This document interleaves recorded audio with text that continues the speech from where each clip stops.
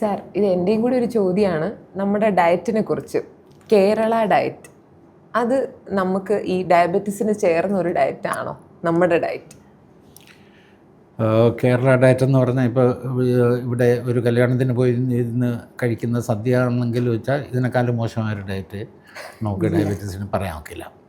Diet എന്ന് പറയുമ്പോൾ ഇന്ത്യയിൽ പൊതുവേ ഡയറ്റിൻ്റെ രീതി എന്താണെന്ന് വെച്ചാൽ ഇവിടെ ഒരു 65-70% ഭക്ഷണത്തിൻ്റെ പാർട്ട് സ്റ്റാർച്ചാണ്, കാർബോഹൈഡ്രേറ്റാണ്.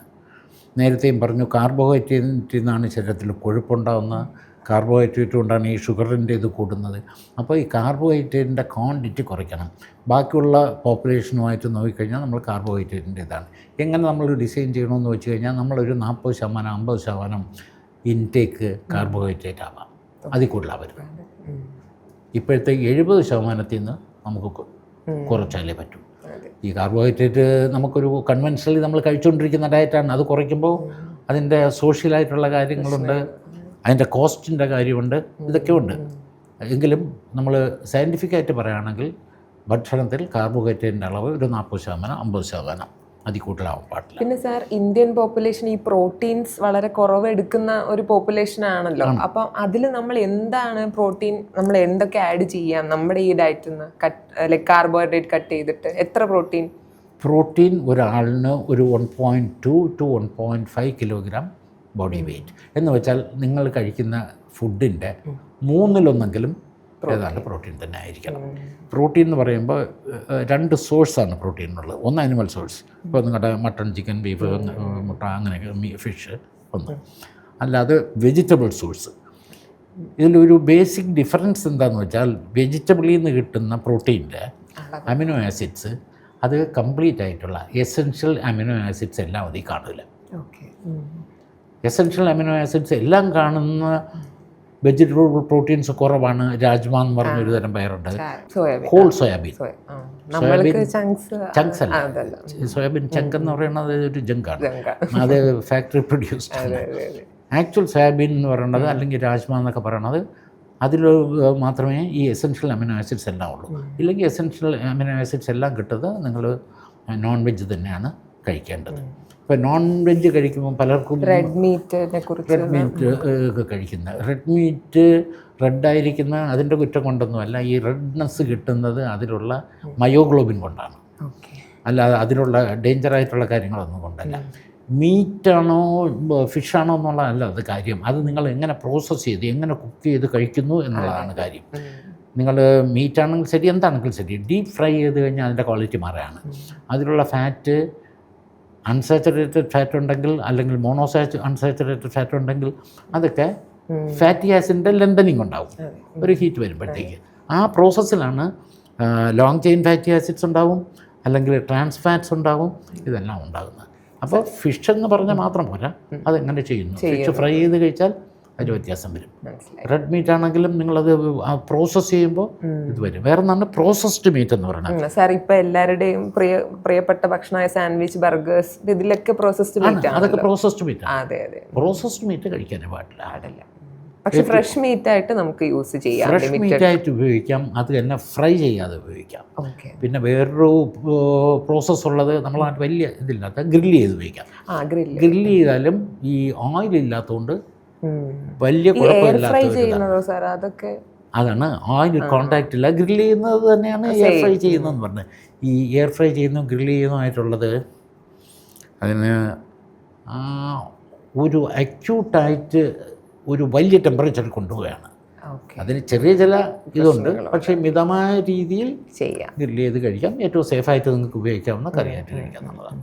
ബേക്കറി പ്രോഡക്ട്സ് എന്തെങ്കിലും നമുക്ക് യൂസ് ചെയ്യാൻ പറ്റുമോ സാർ? അത് ബേക്കറി പ്രോഡക്ട്സ് ഒന്ന് റിഫൈൻഡ് കാർബോഹൈഡ്രേറ്റ്. ബേക്കറി പ്രോഡക്ട്സിൽ ഏറ്റവും ഉള്ളത് ഹൈ ഫ്രക്ടോസ് കോൺ ഷുഗർ, ഫ്രക്ടോസാണ്. ഈ ഫ്രക്ടോസ് എന്ന് പറയുന്നത് നമ്മളെ ബോഡി എനർജിക്ക് ഉപയോഗിക്കുന്ന സാധനമല്ല. ലിവറിൽ ഈ ഫ്രക്ടോസ് ഡയറക്റ്റായിട്ട് ഫാറ്റി ആസിഡായിട്ട് കൺവെർട്ട് ചെയ്യും.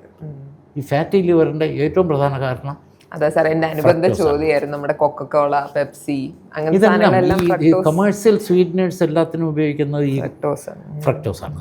ഫ്രക്ടോസ് സാധാരണ ഷുഗറിൻ്റെ ഒരു 100 times മോർ സ്വീറ്റ് എന്നാണ് വെച്ചിരിക്കുന്നത്. അപ്പോൾ ഒരു ബേക്കറിയിലൊക്കെ ഉണ്ടാക്കുന്നത് ഇത് തന്നെയാണ്. അതിന് ഏറ്റവും വലിയ ലിവറിനുള്ള ടോക്സിറ്റിയാണ്. ഫാറ്റി ലിവറിന് ഏറ്റവും പ്രധാനപ്പെട്ട കാരണങ്ങളിലൊന്ന് ഫ്രക്ടോസ് തന്നെയാണ്, ഫ്രക്ടോസിൻ്റെ കൺസംഷൻ. അതൊക്കെ പാടെ ഉപേക്ഷിക്കുന്നതാണ് നമ്മുടെ. അതൊന്നും നടക്കില്ല. ഇപ്പോൾ ഈവൻ ട്രാൻസ്ഫാറ്റ്സ് എന്ന ബേക്കറി സാധനങ്ങൾ ട്രാൻസ്ഫാറ്റ്സ് പാടില്ല എന്നൊക്കെയുള്ള നിയമങ്ങൾ പല രാജ്യങ്ങളിലും ഉണ്ട്. പക്ഷേ അതൊന്നും നടക്കില്ല. ഈ കൊമേഴ്സ്യലായിട്ട് കൺട്രോൾ ചെയ്യുന്ന ചില ഇൻഡസ്ട്രീസാണിത്. അതൊന്നും ഈ ഫ്രക്ടോസിൻ്റെ സ്വീറ്റ്നസ് ഷുഗർ കൊണ്ട് നമുക്കത് കോമ്പൻസേറ്റ് ചെയ്യാൻ പറ്റില്ല. പിന്നെ സാർ, ഇപ്പം ആൾക്കാർ ചെയ്യുന്ന ഇൻ്റർമിറ്റൻറ്റ് ഫാസ്റ്റിംഗ്, കീറ്റോ ഡയറ്റ്, ഇതെല്ലാം ഒരു ഡയബറ്റിക് ആയിട്ടുള്ള ഒരു പേഷ്യൻറ്റിന് ബെനിഫിഷ്യൽ ആണോ? അവർക്ക് ഇത് ചെയ്യാൻ സാധിക്കുമോ? ഡയബറ്റിക് പേഷ്യൻറ്റിന് ഇൻ്റർമിറ്റൻറ്റ് ഫാസ്റ്റിംഗ് ഒന്നും പാടില്ല. കാര്യം പേഷ്യൻ്റ് മെഡിസിൻ കഴിക്കുകയാണ്. ഇൻസുലിൻ എടുക്കുന്ന ഒരാൾ ഇങ്ങനെ ഇൻ്റർമിറ്റൻറ്റ് ഫാസ്റ്റിംഗ് ആകും. സൾഫൈൻലൂറിയ എന്ന് പറയുന്ന ഗ്രൂപ്പിലുള്ള മരുന്ന് കഴിക്കുന്നവർക്ക് ഹൈപ്പോഗ്ലൈസീമിയ വരും. പറ്റുന്ന ചില മൈൽഡായിട്ടുള്ള, ഇപ്പം മെറ്റ്ഫോമിൻ മാത്രം കഴിക്കുന്ന പേഷ്യൻ്റ്, അല്ലെങ്കിൽ D4 ഇൻഹിബിറ്റർ എന്ന് പറയുന്ന കഴിക്കുന്ന പേഷ്യൻ്റ്, അവർക്കൊക്കെ ഫാസ്റ്റ് ചെയ്താൽ കുഴപ്പമില്ല. പിന്നെ ആ പേഷ്യൻ്റെ കണ്ടീഷൻ കൂടെ അനുസരിച്ചായിരിക്കണം. ഒന്ന്. രണ്ടാമത്തെ കാര്യം, ഫാസ്റ്റിങ്ങും ഡീഹൈഡ്രേഷനും അതിൻ്റെ പാർട്ടാണ്. വെള്ളം കുടിക്കാതിരുന്ന് ഫാസ്റ്റിങ്ങുമായി വന്നു കഴിഞ്ഞാൽ അതൊക്കെ റീനൽ പ്രോബ്ലംസ് ഉള്ളവർക്കൊക്കെ അതൊക്കെ വളരെ ശ്രദ്ധിച്ച് ചെയ്യേണ്ടതാണ്. അപ്പോൾ ഒരു ഇൻ്റർമിറ്റൻറ്റ് ഫാസ്റ്റിംഗ് എന്നത് അത് നെറ്റ് നോക്കി ചെയ്യാനുള്ളതല്ല. ഒരു ഡോക്ടറെ അടുത്ത് ചോദിച്ച് എന്തൊക്കെ കോംപ്ലിക്കേഷൻ ഉണ്ടെന്ന് നോക്കി മനസ്സിലാക്കി അതനുസരിച്ച് ചെയ്യണം. ഇൻ്റർമിറ്റൻറ്റ് ഫാസ്റ്റിംഗ് കൊണ്ട് ഭക്ഷണം കഴിക്കാതിരിക്കാൻ ഷുഗർ കുറയും. അത് ഇൻ്റർമിറ്റൻ്റ് ആയാലും ശരി, ക്രോണിക് ആണെങ്കിലും ശരി. അപ്പോൾ അതുകൊണ്ട് വേറെ എന്തെങ്കിലും പ്രയോജനമുള്ളതായിട്ട് ഒരു സയൻറ്റിഫിക് സ്റ്റഡീസൊന്നും ഉണ്ടായിട്ടില്ല. ആ സമയത്ത് ഷുഗർ കുറയും. ശരിയാണ് സാർ. പിന്നെ പല പേഷ്യൻസും ചോദിക്കുന്ന, കോമൺ ആയിട്ട് OPD ചോദിക്കുന്നൊരു ചോദ്യം, നമ്മൾ പലപ്പോഴും ഒന്നും കഴിക്കാറില്ല, ഷുഗർ കൂടുന്നു, ഒന്നും കഴിക്കാറില്ല, ഷുഗർ കൂടുന്നു. അങ്ങനെയൊന്നും ആർക്കും ഷുഗർ കൂടില്ല. അതിൽ ഒരു പോയിൻ്റ് എന്താണെന്ന് ഞാൻ പറഞ്ഞുതരാം. സ്ട്രെസ് ഹൈപ്പർഗ്ലൈസീമിയ എന്ന് പറഞ്ഞൊരു കാര്യമുണ്ട്. ഒരു വലിയ ആങ്സൈറ്റിയോ ഡിപ്രഷനോ എന്തെങ്കിലും ഒരു ട്രോമാറ്റിക് എക്സ്പീരിയൻസോ ഒക്കെ വീട്ടിലുള്ളവരുടെ അത് നിങ്ങൾക്ക് കാണാൻ കഴിയും. ഫാസ്റ്റിംഗ് ബ്ലഡ് ഷുഗർ ഒരു കാര്യമില്ലാതെ കൂടും. ഏറ്റവും കൂടുതൽ ഫീമെയിൽസിലാണ്. മെനോപോസൽ സിൻഡ്രോം ഉള്ളവർക്ക് അവരെ ഫാസ്റ്റിംഗ് ബ്ലഡ് ഷുഗർ കുറയില്ല. ആ സ്ട്രെസ്സുമായിട്ട് റിലേറ്റ് ചെയ്ത് കൂടുന്നതാണ്. നോർമൽ ഒരു ബ്ലഡ് ഷുഗറിൻ്റെ സൈക്കിൾ എങ്ങനെയാണ്? ഏർലി മോർണിംഗ് 3 AM ആകുമ്പോൾ ഏറ്റവും ലോവസ്റ്റ് ലെവലാവും. അത് കഴിഞ്ഞ് ഇങ്ങനെ കൂടിക്കൊണ്ടേയിരിക്കും. അത് കൂടുന്ന കാര്യം എന്താ?